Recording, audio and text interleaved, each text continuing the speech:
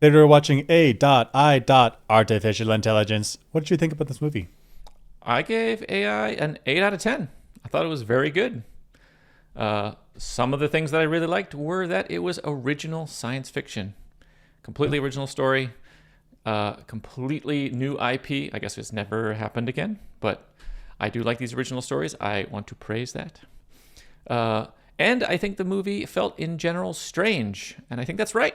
The future will be strange. If you pulled somebody from the 1500s and brought them to today, they'd be like, this is odd. I feel strange. And I think that's the feeling I got when I watched this. And I did feel uncanny, and it was super weird. And I think that's right. Just real life in the future just may be odd. Robots running around. The sea levels have risen. Like, what? It's super weird. People in the past went from farming to now they're looking around. They're like, why is everyone looking at their hands all the time? Why is everyone looking at their hands all the time? People okay, talk I to get you. themselves. I get you. Yep. And artificial intelligence is centered in the story. It's not some vessel for saying something else. No, it's like truly the filmmakers and the scriptwriter and everything are trying to capture something about artificial intelligence itself that's centered in the story. Fantastic. And the acting is fantastic. Jude Law and Haley Joel Osment, I mean, they bring it. They did a great job. And I felt things. I wasn't always sure what I felt, but I was feeling things throughout. Happy, sad, all the different feelings, which is a good sign. So to me, that really makes it a good movie. Some of the bad things, though, maybe it was a little too weird sometimes. I didn't always feel super grounded. And how was I supposed to feel if it's such a weird situation? I'm feeling odd feelings. But I don't know if it's like right or wrong or good or bad. Like, I don't know.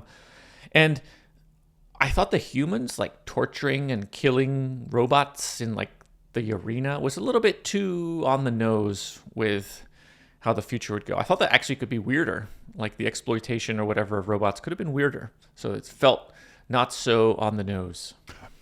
And I wish that the world could have been fleshed out just a little bit more.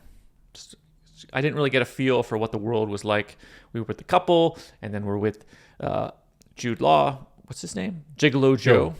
Gigolo Joe. We're with him, and we're in the world, but we don't get a feel for how it actually works. So I wish that could have been there a little bit more. So generally, though, I thought it was a good movie. Science fiction concepts throughout. 8 out of 10. What'd you think? I give this movie a 5 out of 10. Oh. Yeah, a bit harsher than you, but this is why. So the pros is that it was interesting. It's interesting. It's weird. It's different. Maybe that's great for a science fiction, but it also, as you said, left me feeling kind of like I'm not sure what to do with this. Like I don't know what I'm supposed to feel. More pros, the robots and the mechas, they call them in this series, they were humanoid, but also very clearly still robots. What do I mean by that? They were constrained. They weren't just like humans, and they say that they're robots, but they pretty much live and act completely exactly as robot. Like no. There were some situations where they were tense, that they would have died, that they knew that they were going to die, yet they slipped right into their programming. They slipped like that woman that was the caregiver for like the child caregiver, and then she saw a kid and she's like, oh, I should take care of you. Like no, lady, like you are about to die. You should be freaking out about that. But she's so programmed, because she is programmed, that's like running all the time. And it gave me this just interesting feeling. Like, gosh, how do I even describe that? It's where I know that she's a robot, but it's human enough that I saw her as a human. And then I mapped that programming onto this person has a mental health problem. And they're like going into their loop, like their stress loop. And they're running their program, even though, and to the point where they're not able to interpret what's actually happening in front of them. It's like that uncle that's where everyone's like, don't get them started. They're gonna go down some crazy stuff. Like, just don't talk about it with them. That feeling. And so that was captured. That was captured here through the robots, the mechas having their programs like running all the time.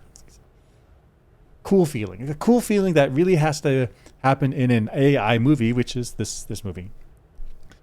Additional pros: the cast was nostalgic, and for some of them it was before they got big, so it was interesting seeing them in their early roles. And finally, for the goods, there's good-ish delivery on the science kernel.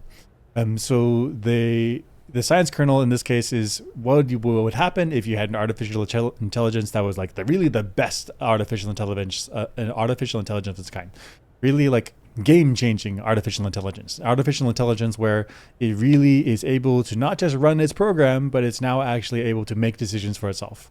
And so I really like that the movie was centralized on this and not an AI in the background, but really we tell people-driven stories, people drama, like drama that could have been in the 1400s, wouldn't have mattered.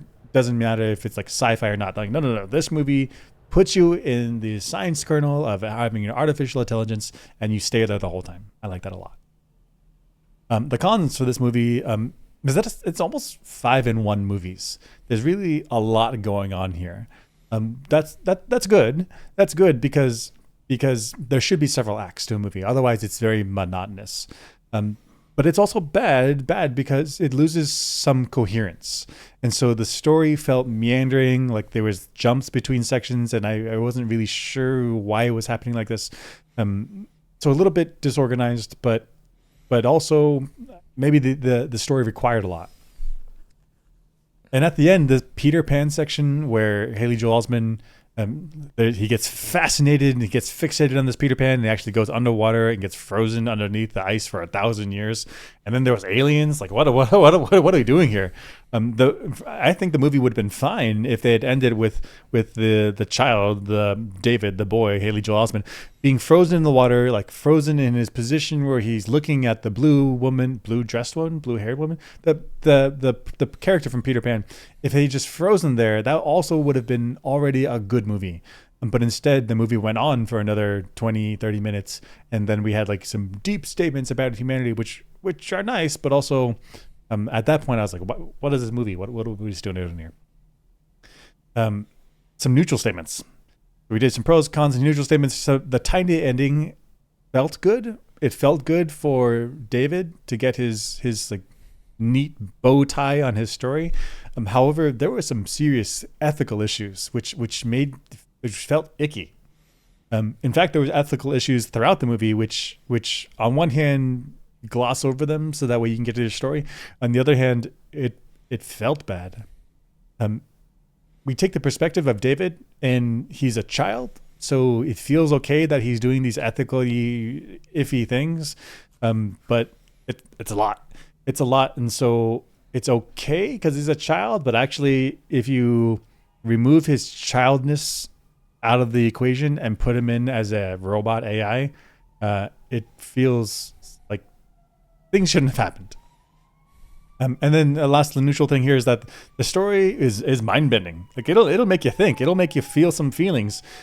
But it's like we're following the tragic story of the first human-like child. But at the same time, we're actually watching a seriously flawed monster. Like because of his social miscalibrations, like what are we looking at? Like it could have really have turned in a very negative direction. But we're positioned to empathize with him, so okay, but like some of the stuff was messed up. But maybe that's the point. Maybe that's the point of science fiction, to so completely throw ourselves into the world of the fiction of the possibilities of the scientific kernel, and then sit in there and feel feelings and see how we feel about it ourselves, because we have to live with ourselves in the real world. And maybe the science fictions makes us think about that. So overall, 5 out of 10. 5 out of 10. Middle of the pack. Weird, but good. 5 out of 10.